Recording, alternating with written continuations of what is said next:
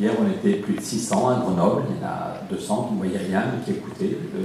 La semaine dernière, on était 600 à Brive, 150 à Bayeux, qui n'est quand même pas une très grande ville, 200 à Clermont-Ferrand. Partout, l'autre jour à Strasbourg, il y en avait 110 qui étaient debout contre les murs, qui n'avaient pas pu trouver de place pour s'asseoir. Et si on est si nombreux, c'est, je pense, qu'on sent tous qu'on est à un moment crucial, qu'on est vraiment un moment grave de l'histoire de notre pays, et que ça peut mal tourner, mal finir. Si on ne reprend pas nos responsabilités pleinement, si on ne reprend pas les choses en main, ça peut très très mal finir. Un jour à Brive, il y a une jeune femme qui disait « ça sent mauvais ». Ça sent comme dans les années 30, on a l'impression que le pays peut s'enflammer n'importe comment ou exploser. Donc je pense que si on est si nombreux, il y a une grande diversité d'âge, de parcours politique ou associatif ou d'aucun parcours. Pour beaucoup, c'est la première fois qu'ils vont à un débat politique ou c'est la première fois qu'ils s'engagent. C'est qu'on sent qu'on est dans un moment très grave et que ceux qui nous dirigent, visiblement, ne le comprennent pas. Moi, tous les mois, je suis scotché quand je vois le ministre du Travail qui fait un communiqué pour expliquer que le chômage va augmenter de 0,2%. On voit bien qu'il s'en fout, qu'il fait son communiqué pour dire que le chômage va augmenter de 0,2% et qu'il va dîner dans un bon restaurant avec des amis. Et ce n'est pas la peine de faire bouger la société si le problème c'est 0,2%. Honnêtement, on s'en fiche tous, ça ne nous empêche pas de dormir si un problème qui représente une augmentation de 0,2%. Or, pour nous, si on est là tous ce soir, à la tribune comme dans la salle, c'est que le chômage, ce n'est pas 0,2. C'est 6 millions d'hommes et de femmes qui sont au chômage. Plus de 6 millions d'inscrits à Pôle emploi. Des millions de personnes qui sont en dessous du seuil de pauvreté. Il y a une étude de l'INSEE qui est sortie il y a un mois qui m'a bouleversé. L'INSEE dit que chaque année, il y en a 14 000 personnes qui meurent du chômage. 14 000 morts, c'est l'INSEE qui le dit. Des gens qui ne se soignent plus, des gens qui dépriment, des gens qui boivent un coup en trop pour se remonter le moral et tous les soirs on boit un coup en trop et ça finit mal. 14 000 personnes qui meurent à cause du chômage et de la précarité. Ça, c'est pour les anciens salariés, mais c'est aussi toutes les semaines qu'il y a des paysans qui se flinguent, qu'il y a des patrons de PME qui se flinguent parce qu'ils n'en peuvent plus. Le jour à Lille, je voyais un patron de PME qui est venu me voir discrètement et qui m'a dit que ça fait 3 mois qu'il ne se payait plus son salaire. Il a 5 salariés, il dit si je me paye mon salaire, je peux aller à la boîte. Et donc je préfère garder les salariés. Voilà. Mais donc, on donne l'image des grands patrons. Vous savez, je ne sais plus quel grand patron, le jour pour provoqué un scandale, juste en cadeau de bienvenue, il s'est versé 4 millions. Il arrive dans l'entreprise, il n'a encore rien fait, mais il a 4 millions de bonus. Mais tous les patrons ne sont pas comme ça. Il y a des patrons qui n'arrivent plus à se payer leur salaire, qui finalement décident de se supprimer. Donc je pense que si on est là tous ce soir, c'est qu'on sent tous que c'est vraiment très très grave et qu'on commence à avoir des doutes. Est-ce que ceux pour qui on a voté depuis 40 ans, on leur fait confiance par modestie, par fatigue, par paresse, on se disait on vote pour eux, ils ont fait tous des grandes études, ils vont régler les problèmes. Et on se rend compte aujourd'hui qu'ils ne règlent aucun problème, que tous ceux qui sont au pouvoir depuis 40 ans ne règlent aucun problème. Mais on se demande franchement si on a les mêmes valeurs qu'eux. Depuis le 11 janvier, Manuel Valls passe son temps à parler de République. La République, maintenant, tout est pour la République. Voter la loi Macron, c'est pour la République. Tout est pour la République. Voilà. Mais est-ce qu'on a la même vision de la République que Manuel Valls? Franchement, j'ai des doutes. La liberté, l'égalité, la fraternité, qu'est-ce que ça veut dire aujourd'hui concrètement? Jean Jaurès expliquait que la République sera sociale ou ne sera pas. La République sera sociale ou ne sera pas. Qu'est-ce que ça veut dire aujourd'hui de parler de liberté quand il y a 6 millions de chômeurs et des millions de pauvres? Le jour où j'étais à Hénin-Beaumont pour faire un débat, quand on va à Hénin-Beaumont, nous on n'amène pas les caméras et les radios, on est là pour rencontrer les citoyens qui ont voté pour l'OFN parce qu'ils en ont gros sur la patate, et on ne va pas les stigmatiser, on veut leur montrer qu'il y a d'autres solutions. Et après le débat à Hénin-Beaumont, on a dîné avec une vingtaine de personnes et je me souviens de la femme qui est à côté de moi, et à la fin de la soirée, j'ai compris qu'elle vivait avec 470 € par mois, 470 € par mois, et qu'on lui avait coupé l'eau. Elle n'a pas osé me le dire, mais je sais quelqu'un d'autre qui m'a dit, tu sais, elle n'a même plus l'eau chez elle. Qu'est-ce que ça veut dire, vous tous, vous comme moi, quand en hiver, quand on rentre chez soi, on se lave les mains, on se prend une douche bien chaude, on dit aux enfants de se réchauffer. Qu'est-ce que ça veut dire quelle est la liberté? Quelle est la liberté d'une femme qui vit avec 470 € par mois et qui a peur à chaque fois que quelqu'un m'a raconté comment à chaque fois que quelqu'un sonne, elle a cru que ce soit un huissier. Je pense qu'il y en a dans la salle qui vit avec 470 € par mois. On aurait pu leur donner la parole. Donc qu'est-ce que ça veut dire de parler de liberté quand on accepte un tel niveau d'injustice? Qu'est-ce que ça veut dire parler d'égalité? Toutes les études montrent que les 1% les plus riches ne savent plus quoi faire de leur argent. Le bureau de Nouvelle-Donne est à Paris, dans le quartier de la Bastille, rue de la Roquette, et presque tous les soirs, quand j'arrive rue de la Roquette, je ne sais pas comment c'est à Bordeaux, mais à Paris, ça devient insupportable, la pauvreté.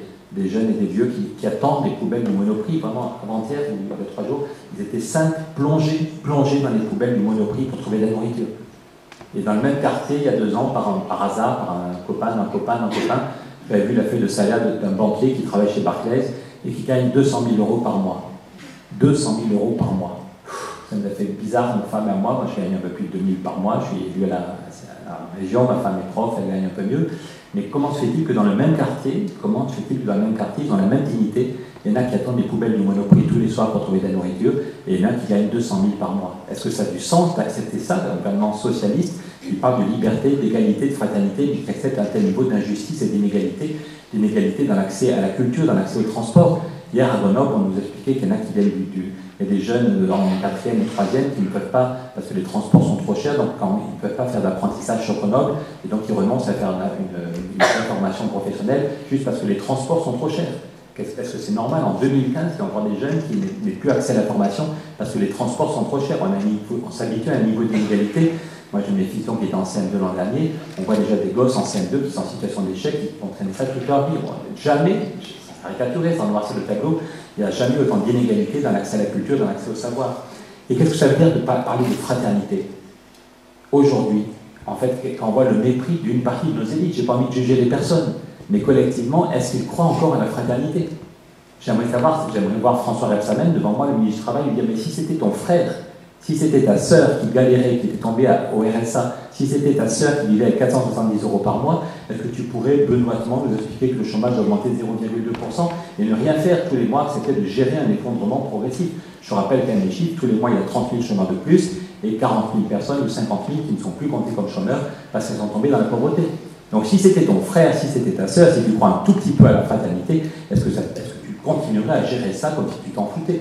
On a l'impression que c'est comme un cadre de chez Coca-Cola qui gère sa carrière chez Coca-Cola, lui il gère sa carrière au PS, on a l'impression qu'il a complètement oublié ça. Et je pense que si on est là ce soir, c'est pour nous tous, je ne connais pas tous, évidemment, mais je pense que pour nous tous, la fraternité, c'est pour de vrai.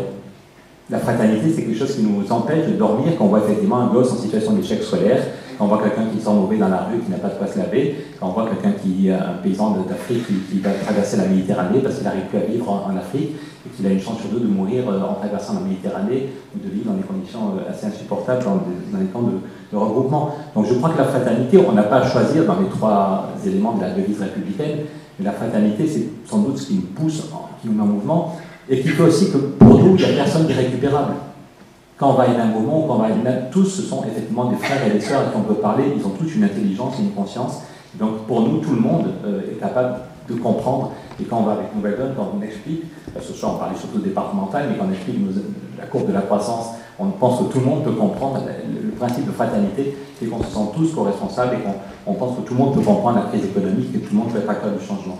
Donc oui, je crois que nous n'avons pas les mêmes valeurs, honnêtement, je crois que c'est triste à dire, j'étais longtemps au PS, mais je crois que nous n'avons pas la même vision de la République et qu'il est fondamental, si on veut aller vers un effondrement, que nous tous, qui partageons une vision assez haute de la liberté, de l'égalité et de la fraternité, qu'on se retrousse les manches et qu'on se dise que ça vaut le coup d'y mettre du temps, ça vaut le coup d'y mettre de l'intelligence, sinon ça peut très mal finir.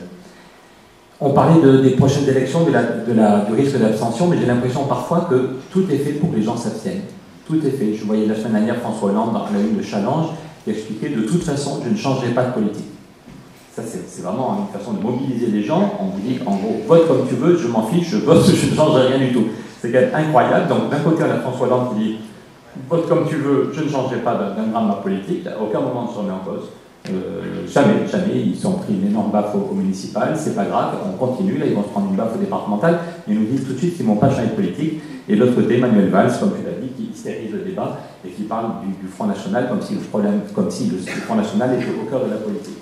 Oui, on a du mal à comprendre comment ils s'enferment et comment ils vont. On ne changera pas de politique, on va droit dans le mur. Je regarde rarement la télévision, mais comme je suis en meeting tous les soirs en ce moment, je me réveille souvent à l'hôtel ou chez des amis. Et le matin, pour me réveiller, je mets la télévision. Et je dis l'année, c'était assez pénible. Je suis tombé sur Stéphane Le Foll. Je ne sais pas si vous avez vu Stéphane Le Foll, porte-parole du gouvernement chez Bourdin. C'était incroyable. Il expliquait, il répétait en boucle, il n'y a pas d'alternative, il n'y a pas d'alternative. Le président de la République a raison de dire qu'on continuera, il n'y a pas d'alternative. Et il expliquait dans tous les domaines avec un culot incroyable. Par exemple, il expliquait sur les retraites que c'était normal de vouloir travailler plus longtemps. Il avait le même culot de convoquer le Conseil national de la résistance et d'expliquer que le CNR avait créé les retraites en les mettant à 65 ans et que donc c'était normal de travailler plus longtemps.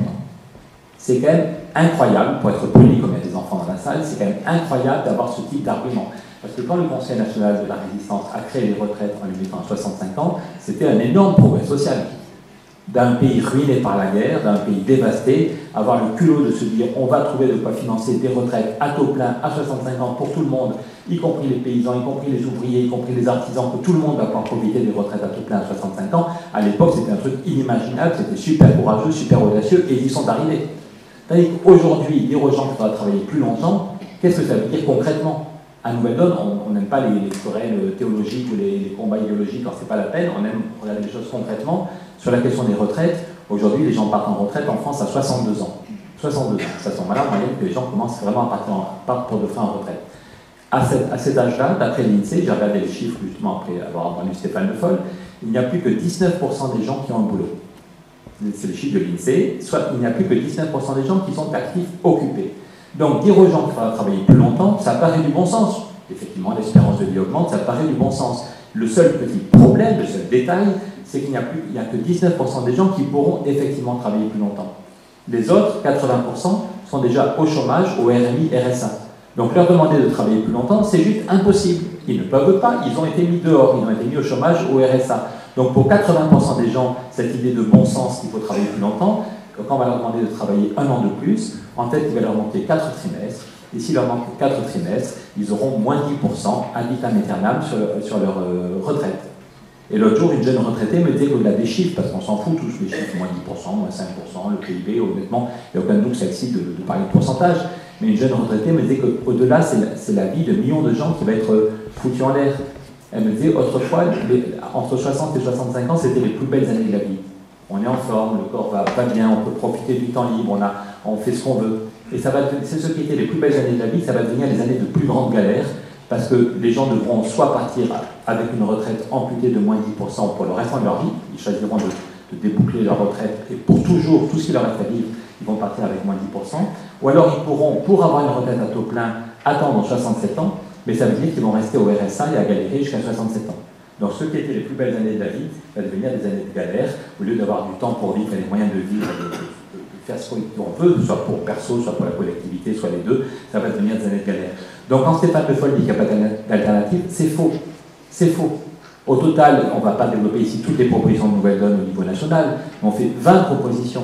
Il n'y a pas de baguette magique contre le chômage, mais si vous allez sur le site de Nouvelle-Donne, vous voyez les 20 propositions, et au total, avec ces 20 propositions, on peut créer plus de 2 millions d'emplois. Vraiment, je mets mes deux mains à couper, pour de vrai.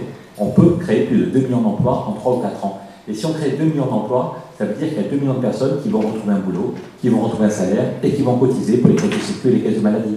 Donc au lieu d'accepter une baisse de moins 10% petit à petit de tous les retraites, si on a une vraie volonté de lutter contre le chômage, on peut créer 2 millions d'emplois, même sans croissance. On ne dit pas qu'on va créer 5 millions d'emplois, on ne dit pas qu'il n'y aura plus du tout de chômage. Et si on crée 2 millions d'emplois, les caisses de retraite sont en équilibre ou même un peu en accident.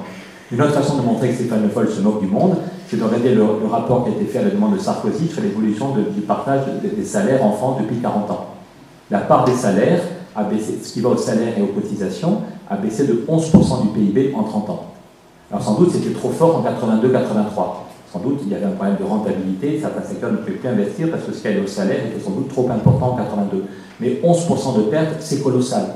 Ça veut dire aujourd'hui qu'il y a 200 milliards qui vont vers les dividendes, alors qu'ils seraient allés vers les salariés et vers les caisses de sécu si on avait gardé l'équilibre il y a 30 ans. Donc je ne vous dis pas, on n'est pas au NPA, je ne vais pas vous dire qu'on peut remonter de 11 points la part des salaires et des cotisations, mais à coup sûr on peut la remonter de 6 ou 7 points, et s'il y avait 120 milliards ou 140 milliards de plus pour les salaires et les cotisations, on n'aurait aucun problème pour financer la sécu et les caisses de retraite. Donc c'est un scandale de voir un ministre socialiste vous expliquer qu'il n'y a pas d'autre solution que de baisser les retraites pour des millions de gens. C'est aussi un scandale quand il explique en matière agricole, je ne sais pas s'il y a ici des paysans, je trouve que moi j'ai fait l'agro et j'ai failli quand j'étais étudiant, j'ai hésité à reprendre une exploitation, j'étais vraiment passionné. Voir le gouvernement qui la semaine dernière décide de couper de moins 25% les aides pour l'agriculture biologique alors que ça fait des années que Stéphane Le Foll nous expliquait qu'il était pour ce modèle, c'est se foutre du monde. On est dans une crise agricole majeure, je ne sais pas si ça se sent en Gironde, mais j'étais en Bretagne la semaine dernière, il y a un désarroi terrible. Le prix du lait s'effondre, moins 30% sur le prix du lait. Le prix du porc s'effondre, il y a des gens qui ne savent plus quoi faire, ils sont surendettés. Alors, il faut les aider à changer le modèle agricole, mais à court terme, il faut les aider. Et or il n'y a aucune fatalité là non plus. Pendant 30 ans, l'Europe était un espace de régulation qui permettait aux paysans de vivre très bien. Justement, le secteur du lait, moi je suis des Pyrénées, il y a pendant 30 ans, qu'on soit en zone de montagne ou en zone de plaine, les paysans savaient que le lait, ça valait le coup de faire du lait. Parce qu'il y avait ce qu'on appelait les quotas laitiers, c'est-à-dire un système de régulation au niveau européen. On évitait de faire de la surproduction, parce que s'il y a une surproduction, les prix s'effondrent. Et si chacun produit encore plus parce que les prix s'effondrent, les prix vont s'effondrer encore plus. Donc s'il y a bien un secteur où le libéralisme, ça ne marche pas, c'est l'agriculture. Il faut réguler. On le sait depuis 4000 ans qu'il y a besoin de réguler quand il y a des années de vaches grasses en stock, quand il y a des années de vaches maigres. C'est le rôle de la puissance publique. J'ai oublié mes cours de catéchisme, mais je crois que c'est Joseph, déjà à l'époque des pharaons, qui avait dit qu'il y avait des années de vaches grasses et des années de vaches maigres, et que c'était le rôle de la puissance publique. Non, mais c'était déjà à l'époque des Égyptiens, ils avaient compris ça. Et Stéphane Le Foll fait semblant de ne pas le comprendre. Mais je reviens à l'Europe, pendant 30 ans, l'Europe est un espace de régulation et les paysans pouvaient vivre de leur travail. Le but d'un paysan n'est pas d'avoir une subvention de Bruxelles. Le but d'un paysan n'est pas d'avoir un chèque ou un virement de Bruxelles. Le but d'un paysan est de faire un travail qu'il aime, dans un endroit qu'il aime, avec une utilité sociale et de vivre de son travail. Et s'il y a une aide de Bruxelles, c'est qu'il y a un truc qui cloche. Et pendant 30 ans, dans le secteur du lait, il n'y avait aucune aide. C'est là où il y avait le plus de jeunes qui s'installaient, c'était dans le secteur du lait, parce que ça payait. Il fallait se réveiller tôt le matin, il fallait s'occuper de ses vaches, il fallait trouver des bonnes pâtures. C'était un vrai boulot, mais ça payait. Et puis les libéraux arrivent et foutent tout ça en l'air, et c'est pour ça maintenant que là on supprime les quotas laitiers et les prix s'effondrent. Donc Stéphane Le Foll a vraiment du culot de vous expliquer qu'il n'y a pas d'alternative, parce que justement un certain Michel Rocard, un gouvernement de gauche, qui s'était battu pour les quotas laitiers en 84, donc on sait qu'il y a des alternatives, que ça marchait très bien, et on sait aussi que c'est un dossier qui est géré à l'unanimité au niveau européen. Donc ça veut dire que si Stéphane Le Foll avait eu un gramme de courage, il aurait très bien pu bloquer cette réforme. C'est à l'unanimité. Donc moi j'ai aucune affection particulière pour Margaret Thatcher, mais au moins les plus anciens s'en souviennent. Margaret Thatcher, on savait ce qu'elle voulait. I want my money back, I want my money back. Elle a cassé les pieds de tout le monde. Elle a réussi, une petite bonne femme toute seule contre tous les autres, elle a réussi à changer l'Europe. Elle a eu son chèque qu'elle voulait, mais de façon plus inquiétante. En 3 ans, Thatcher et les libéraux ont réussi à faire changer complètement le cadre de l'Europe. Mais au moins elle savait ce qu'elle voulait et elle cassait les pieds de tout le monde. De même, De Gaulle, quand De Gaulle n'est pas content, il fait la politique de la chaise vide et il bloque tout au niveau européen. Donc les gens doivent écouter De Gaulle. Tandis que là, Hollande nous avait dit qu'il allait changer l'Europe, Stéphane Le Foll nous avait dit qu'il allait changer le modèle agricole. Ils se sont écrasés sans avoir le courage de mettre la moindre idée neuve. Donc c'est faux, sur les questions européennes comme sur les questions agricoles, c'est faux de dire qu'il n'y a pas d'alternative. 2 derniers points, je ne vais pas être trop long, il faut qu'on ouvre le débat. C'est faux de dire qu'il n'y a pas d'alternative à la rigueur. Ça donne l'impression que c'est juste une bonne gestion et que c'est courageux. Si on regarde concrètement quels sont les effets de la rigueur en France aujourd'hui, c'est destructeur. Je n'ai rien contre la bonne gestion en Nouvelle-Donne, on n'est pas pour laisser filer les déficits. Je pense qu'on est le seul parti qui montre comment on peut aller vers l'équilibre des finances publiques sans austérité. Mais il faut d'abord voir aujourd'hui quelles sont les conséquences concrètes des coupes budgétaires. Le CNRS, on va diviser par 2 les recrutements. On est très fiers qu'on a une médaille Fields ou un prix Nobel en France, mais je peux vous dire que si on continue comme ça, on n'aura plus jamais de médaille Fields ou de prix Nobel. En 5 ans, on va diviser par 2 les recrutements au CNRS. On est en train de foutre en l'air. Moi, j'ai des amis qui sont chez Achat qui démissionnent, qui vous parlent de tous ceux qui tombent en dépression dans les labos parce qu'ils n'ont plus un sou. Divisé par 2 les recrutements au CNRS, c'est du lourd. Quand on dit qu'il faut faire 3 milliards d'économies dans les collectivités, ça va être le plus grand plan social volontaire. Parce que quand les collectivités doivent faire 3 milliards dès cette année d'économies, soit elles vont couper dans les budgets d'investissement, c'est-à-dire que toutes les PME qui travaillent dans le bâtiment pour refaire les collèges, pour améliorer les maisons de retraite, on leur dit qu'il n'y a plus d'argent. Donc elles vont licencier des paquets d'ouvriers du bâtiment, soit elles va être un énorme plan social dans la vie associative. Le journal Le Monde a fait une carte, là je crois qu'il y a déjà on annonce qu'il y a 100 festivals cet été qui vont être supprimés. Donc qu'est-ce que ça veut dire l'accès à la culture, qu'est-ce que ça veut dire la vie associative? Les quartiers difficiles, c'est la vie associative qui permet d'éviter parfois l'explosion. On va couper les villes, on va couper les villes. Et la dernière leçon, qui est le dernier truc ahurissant qu'on nous a sorti, c'est la semaine dernière, on annonce qu'on va faire 3 milliards d'économies à l'hôpital, qu'on va supprimer 22 000 postes d'infirmières et d'aides-soignants. Ça, c'est un total scandale, enfin le reste aussi, mais 22 000 postes, on va supprimer à l'hôpital. Je ne sais pas si parmi vous, il y en a qui ont eu de la famille à l'hôpital ou des parents, mais à quoi ça sert de faire une loi pour améliorer la fin de vie si en même temps on supprime 22 000 postes d'infirmières et d'aides-soignants? Ce n'est pas possible de dire en même temps qu'on veut permettre à chacun de finir sa vie dignement, de faire des coupes comme ça. J'ai une amie qui travaille, Hénard, qui est responsable des questions de santé, qui là depuis une semaine me dit qu'elle en peut plus, qu'elle se demande si elle se donne sa démission, parce que supprimer 22 000 postes à l'hôpital, c'est vraiment foutre en l'air gravement le système de santé. Donc quand on nous explique qu'il n'y a pas d'alternative à la rigueur, c'est scandaleux, parce qu'on sait qu'il y a des alternatives. Juste une idée, tu as parlé de l'impôt européen, on ne va pas rejeter nos courbes, mais est-ce que vous savez par exemple que l'impôt sur les bénéfices au niveau européen, depuis que l'Irlande est rentrée, tous les pays baissent leur impôt sur les bénéfices. Et Manuel Valls nous a encore dit qu'il fallait encore baisser l'impôt sur les bénéfices. Le taux d'impôt sur les bénéfices en Europe est tombé à 25%. 25%. Alors qu'aux États-Unis, il est à 40%. C'est le monde à l'envers.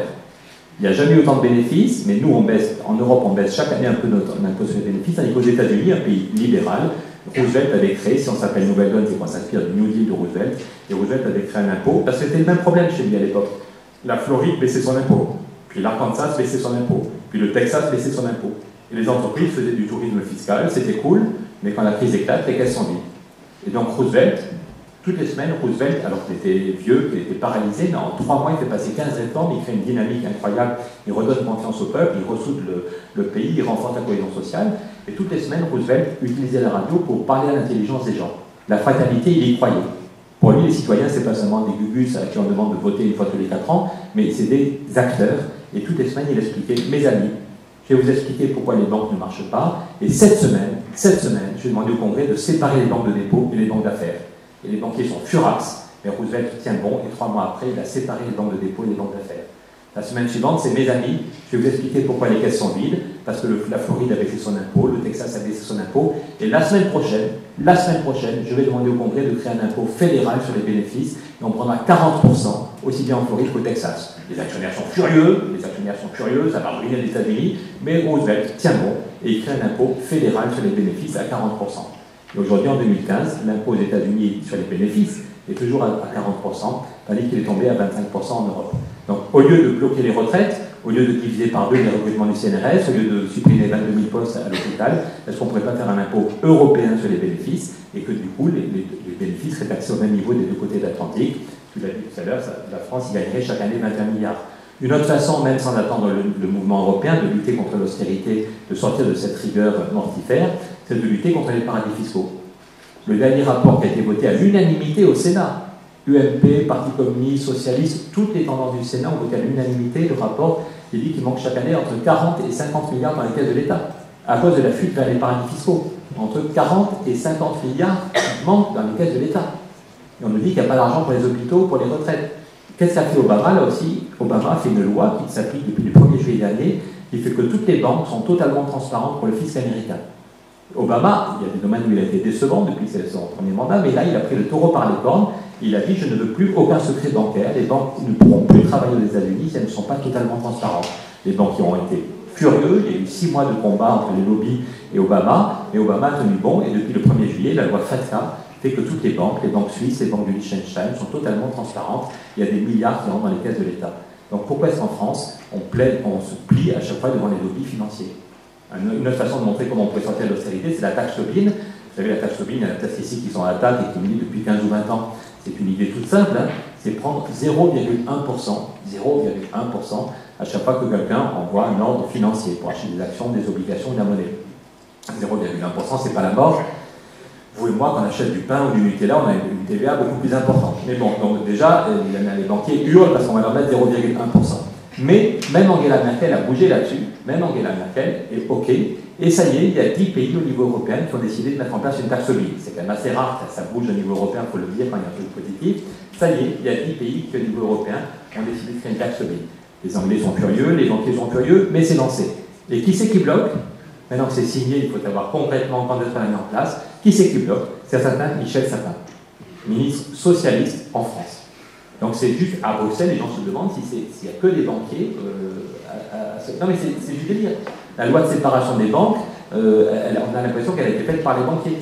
C'est comme si on avait demandé en 1905 aux évêques de faire la loi de séparation de l'Église et de l'État.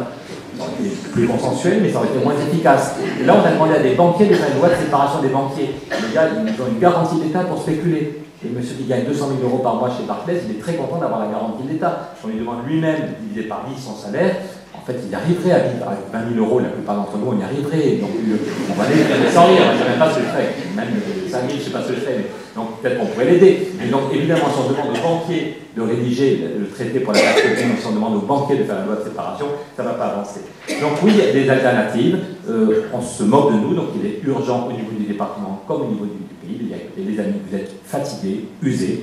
L'UMP et le PS n'apportent plus rien au pays depuis des années. Vous êtes incapables de vous remettre en cause. Vous donnez une image catastrophique. La semaine dernière, je voyais l'image de l'Assemblée nationale. Moi, j'ai 2 enfants, un en 6e et en 3e. Et si mes enfants se comportaient comme ça, ils auraient une raclée. Et je pense que sans rire, excusez-moi, mais c'est indécent de voir des adultes qui se comportent. Je ne sais pas si vous avez vu les images. C'est indécent. Ils donnent une image du monde adulte qui est catastrophique. Donc, je pense qu'il est leur dire qu'ils peuvent partir à la retraite et qu'il y a des alternatives. Tout ce que dit Nouvelle-Donne au niveau national, on peut le décliner au niveau du département. Juste un exemple, il faut vraiment comprendre que le département peut être un lieu d'innovation. Parce que les socialistes, ici ou ailleurs, la droite nous dit, mais attendez, on gère très bien le département, on gère la petite enfance, on gère les maisons de retraite, on gère les collèges. Et c'est vrai que souvent, ils gèrent correctement. La question est d'avoir une crise gravissime comme celle qu'on traverse en ce moment. Est-ce qu'il faut se contenter de gérer ou est-ce qu'on n'est pas capable d'innover? Est-ce qu'on n'a pas une obligation d'innover? Le RMI qui existe, on en parlait tout à l'heure, en venant ici, le RMI qui maintenant existe partout en France, il a été inventé dans un département. Il y a 40 ans, c'est un département qui s'est dit on ne peut quand même pas accepter que autant de gens qui tombent dans la pauvreté, c'était en Bretagne, en Ille-et-Vilaine, ils se sont dit on va mettre en place un revenu minimum pour tout le monde. On s'est dit que c'était des charlots, mais ils ont tenu bon. Les Bretons, c'est un peu comme les Bordelais ou comme les Basques-Aubernais, quand on a une idée dans la tête, on continue. Et ils se sont dit on va peut-être trouver un financement avec une caisse d'allocation familiale, avec et ils ont mis en place un revenu minimum. Et finalement, ça a marché. Et au bout de quelques années, on s'est dit si ça marche en Ille-et-Vilaine, pourquoi on ne pourrait pas le faire partout? Qu'est-ce qui nous empêche en Gironde d'innover? Qu'est-ce qui nous empêche pour développer les circuits courts de mettre en place une monnaie complémentaire? C'est tout à fait possible et ça permettrait de développer l'artisanat, les PME et les paysans du coin. Qu'est-ce qui nous empêche de dire qu'il y a des gens qui payent beaucoup trop de dépenses de chauffage? Il faut qu'on arrive, et le problème pour les dépenses de chauffage, c'est ce qu'on appelle la précarité énergétique. C'est incroyable de se dire qu'en 2015, il y a des milliers, des centaines de milliers de gens, des millions de gens qui ne chauffent plus qu'une pièce pendant l'hiver. Ça coûte trop cher de chauffer tout l'appartement. C'est incroyable de se dire qu'il y a plein de gens qui n'arrivent plus à chauffer qu'une pièce ou qui mettent le 4e pull parce qu'ils n'ont même plus de quoi. Voilà, ça leur coûte la peau des fesses et ils sont surendettés et ils sont expulsés à la fin de l'hiver. Donc il y a des moyens d'agir. Souvent le problème c'est que c'est le locataire qui paye l'addition et c'est le propriétaire qui devrait payer les travaux. Alors le propriétaire n'a pas envie de débourser les travaux parce que ce n'est pas lui qui va faire les économies. Donc comment est-ce qu'on sort de ce cercle vicieux? Il faut une intervention publique et ça peut être fait au niveau du département, sans augmenter les impôts. Sans augmenter les impôts et sans augmenter la dette du département, on peut très bien créer une société d'économie mixte qui va emprunter de l'argent à la Caisse des dépôts ou à la Banque européenne d'investissement. Il y a plein d'argent au niveau européen. La Banque centrale vient de dire qu'elle allait créer 1200 milliards. Enfin, vous avez vu Mario Draghi qui dit qu'il va créer. Il a annoncé qu'il allait créer 1200 milliards.